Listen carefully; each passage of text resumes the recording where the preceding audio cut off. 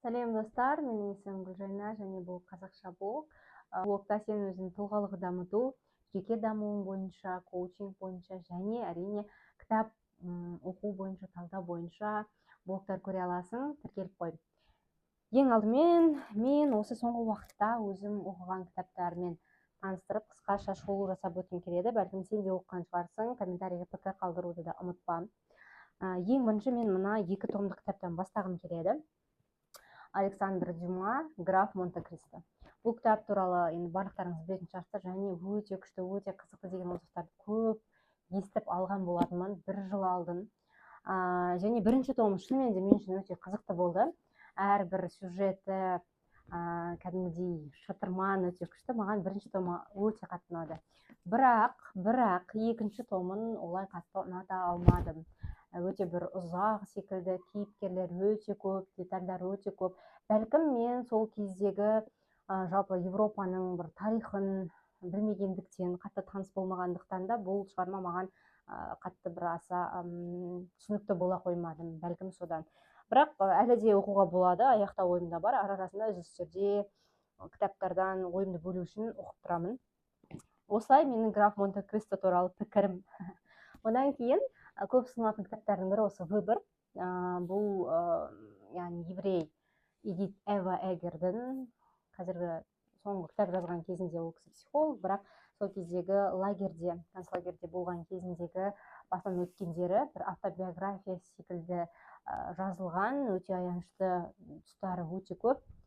Жалпы өмірге жаңаша бір көзқараспен қарауды, қолыңдағыны барымызды бағалауды, балалық шағымызда қалай өткенін өте бір шүкіршілікпен бағалауды үйрететін, жаңаша көзқарас қалыптастыратын және адамның ішкі рухани тірегінің мықты болғандығын, болу керек екендігін көрсететіндігін, және осындай кітаптарды оқығаннан кейін бәлкім қазіргі таңда өміріңізде қиын деп ойлап жүрген мәселелер қиын болып көрінбейді.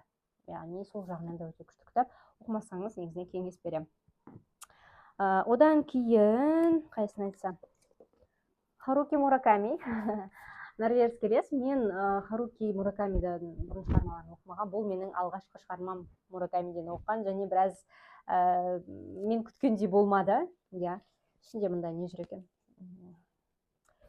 Закладка. Мен күткендей болмады. Енді бұл шығарма бір ішінде енді бір өте ұятты, өте сондай моменттер, өте көп сюжеттер, бірақ маған ұнағаны бұл жерде сюжеттен бөлек жазушының шеберлігі.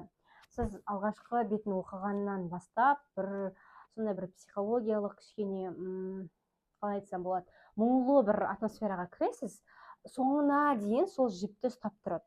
Соңына дейін сол кішкене депрессивті, кішкене мұңлы атмосфераны ұстап, соңына дейін жеткізіп тұрады.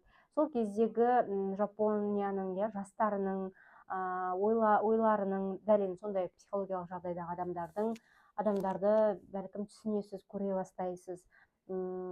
Сол жағынан, шеберлігі жағынан ғана күшті ұнады деп айта аламын. Басқа кітаптарын оқып көрген жоқпын. Негізі жазушы туралы айту үшін менше біршама еңбегімен танысып, талдап, сосын барып айтуға болады. Сол себептен Мураками туралы айту әрине маған ерте, бірақ Норвежский лес өте көп таралымда кітап, дүкендерден байқасаңыздар өте көп, бұл кітап сатылады. Бірақ маған қатты ұнамады. Шеберлігі үшін күшті. Одан кейін Элиф Шафак, мен алғашқы шығармам «Честь». Ашық деп те, жоқ, ашық деп аудармайды, бұл түрікше атауын білмедім. Бұл менің танысқан жаңа өзім үшін ашқан автордың бірі Элиф Шафак. «Честь» дейтін шығармасын оқыдым, және тағы бір шығармасын жақында аяқтадым. Өте күшті, жазу стилі өте ұнады, және менше әйел жазушы болған үшін де өте күшті ұнады, өте сезімтал, және бір ұқыпты жазатын сияқты, бөлімдерге бөлгеннің өзі, оқиғаларға бөлгеннің өзі. Мен екінші кітабын оқыған кезде дәл сондай қайталанады. Сол үшін білмеймін, әйел жазушылардың ішіндегі алғашқы жақсы көрген, танысқан авторым Элиф Шафак. Бәлкім енді түрік ұлтынан болғандықтан да бәлкім түсініктеріміз сәйкес келгені үшін бе, менталитет жағынан ұқсастық болғаны үшін бе, өте күшті ұнады маған. Кеңес беремін, оқымасаңыз Элиф Шафак деген автормен танысып көріңіз. Одан кейін менің оққаным, біз қыздармен, өзімнің құрбыларыммен кітап клубын ашқан болатынбыз. Шағын айына бір кездесіп, бір кітапты оқып талдаймыз. Сол жерде біз осы Дулат Исабековтың Қарғын шығармасын оқып талдадық.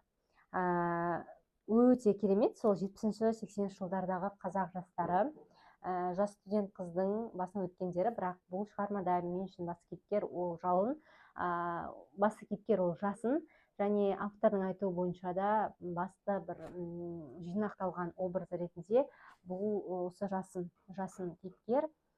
Нарциссттік типтегі бір еркек және өте бір кішкентай 18 жасар қыздың арасындағы тыйым салынған сезім аясында құрылған және әртүрлі кейіпкерлерді, әкесін, ағасын, жеңгесін, жанындағы адамдарды да күшті ашқан. Мен ойымша жасынның қандай екендігін көрсету үшін барлық кейіпкерлерді өте әдемі құрастырған автор.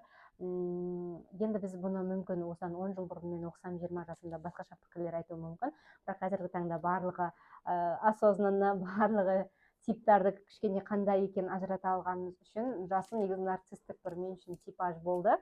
Нарциссттік тип асылында өзін ғана ешкімді бір негізінен шынайы жақсы көре алмайтын, ата-анасын да, балаларын да, жанындағы жарын да жақсы көре алмайтын, сондай бір нарциссттік тип ретінде есімде қалды. Соңында сүйген адамына да қосыла алмайды. Өте күшті. Негізі бұны оқып талдайтын болсаңыздар, қыздармен немесе айналаңыздағы адамдармен әртүрлі пікірлерді көресіз. Кітап талдаған өте күшті негізінен.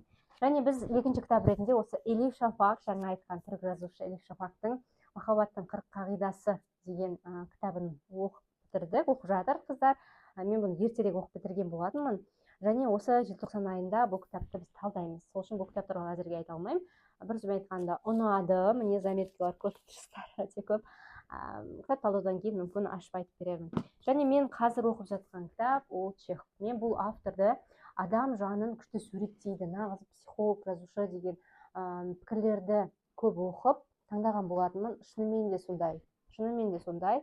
Оқып көріңіздер. Мына ішінде шағын әңгімелер, басында өте шағын әңгімелерден басталады, әрі қарай ұзақтау жаңағы очерктеріне, әңгімелеріне қарай кете бастайды. Өте керемет. Кейіпкерлерді сомдағаны, оқып отырған кезде біреуі маған ұқсайды ма деп қаласың, біреуін жанындағы адамға мүмкін ұқсатасың, өзіңнің бойыңда осындай бар ма деп ойланасың. Өте күшті суреттейді, сөздерін, барлығын, мимикаларын күшті суреттейді Чехов. Кеңес беремін, оқып көріңіз егер оқымасаңыз. Жалпы біз орыс әдебиетін, орыс тілін білгендіктен бізге бұл орыс әдебиеті әлемдік әдебиетке кіреді. Біз қанша айтсақ та орыс тілінің орыс жазушылары көпшілігі әлемдік әдебиетке кіргендіктен біз бұларды оригинал орыс тілінде оқи аламыз. Бұл да біз үшін мүмкіндік. Осылай қыздар, жігіттер, бұл менің кітаптарымның шағын бір бөлігі. Алда әртүрлі мен осыған дейін іскерлік әдебиетті өте көп оқып келдім. Соңғы бір 3-4 жыл тек қана бизнес литература, психология деген секілді кітаптарды өте көп оқыдым. Биылғы жылда қайтадан мен филологияны бітіргенмін, мамандығым бойынша қайтадан сол өзіме ұнайтын классикалық әдебиетке, қазақ әдебиеті, басқа да заманауи әдебиет классикалық және әлемдік әдебиет бойынша да шығармаларды мен оқып бастап жатырмын. Осы кітаптардың ішінен қайсыны оқыдыңыз, қайсысы ұнады, жалпы видео ұнады ма, пікір қалдырып лайк басыңыз, бұл мен үшін өте маңызды. Келесі кездескенше.